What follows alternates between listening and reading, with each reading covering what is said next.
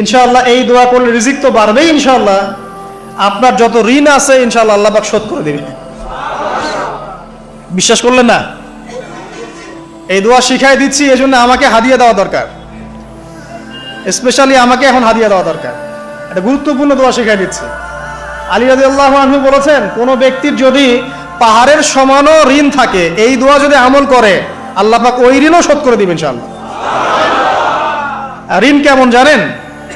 ওই যে এখন মানুষ ঋণ নিচ্ছে 1 কোটি টাকা ব্যাংক থেকে, 2 কোটি টাকা ব্যাংক থেকে, হ্যাঁ, কত বছর, 10 বছরের জন্য, 20 বছরের জন্য বাড়ি করছে, তাই না? তার ধারণা এমন যে সে মারা গেলে তার ঋণটা কেউ না কেউ শোধ করে দিবেই দিবে, তাই তো? আর আল্লাহর রাসূল কি বলছেন দেখেন, একজন মারা গেছেন, নবী সাল্লাল্লাহু আলাইহি ওয়াসাল্লামের সময় একজন মারা গেছেন। তো নবী করিম সাল্লাল্লাহু আলাইহি ওয়াসাল্লাম বলছেন, এই ব্যক্তির কি কোনো ঋণ আছে? একজন সাহাবী বলেন, হ্যাঁ ইয়া রাসূলুল্লাহ, তো ঋণ আছে। নবীজি বললেন, তোমরা ওর জানাজা পড়ো, আমাকে ডেকো না। তোমরা ওর জানাজা পড়ে নাও, আমি জানাজা পড়তে চাচ্ছি না। আমি এখন কেমন করে আপনাকে বুঝাবো ঋণ কত ভয়ঙ্কর জিনিস। আপনি যে ব্যাংক থেকে 3-4 কোটি টাকার লোন নিয়ে রাখছেন, লাখ লাখ টাকা লোন নিয়ে বসে আছেন, দিব্যি সুখে বসে আছেন, এমন চিন্তায় যে আপনার মৌত হবে না। আর নবী সাল্লাল্লাহু আলাইহি ওয়াসাল্লামের সময়ে একজন মারা যাচ্ছেন, তিনি বলছেন তোমরা জানাজা পড়ে নাও, আমি জানাজা পড়তে চাচ্ছি না। মানে ঋণগ্রস্ত ব্যক্তির জানাজাও তিনি পড়তেন না। তারপরে একজন এসে বললেন, ইয়া রাসূলুল্লাহ, আমি তার ঋণ শোধ করে দিব, তার যা ঋণ আছে আমি শোধ করে দিব। তখন নবী এসে জানাজা পড়লেন সাল্লাল্লাহু আলাইহি ওয়াসাল্লাম। তো আপনার এই কোটি কোটি টাকা ঋণ শোধ করার লোক তো রেডি আছে নাকি? আছে না? সমস্যা নেই, আপনার জানাজা পড়া হবে। কারণ হুজুরকে আপনি 5,000 টাকা দিবেন, হুজুর জানাজা পড়াই দিবে, কোনো সমস্যা নেই।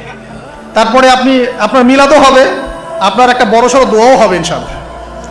কিন্তু আল্লাহ পাক বলেছেন যে শহীদ, আল্লাহর পথে যুদ্ধ করে শহীদ হয়েছে, এই ব্যক্তির আত্মাও ঝুলে থাকে যতক্ষণ পর্যন্ত না তার ঋণটা শোধ করা হয়। এবার বলেন আমি কি বুঝাবো আপনাকে? আর কিছু বলতে হবে?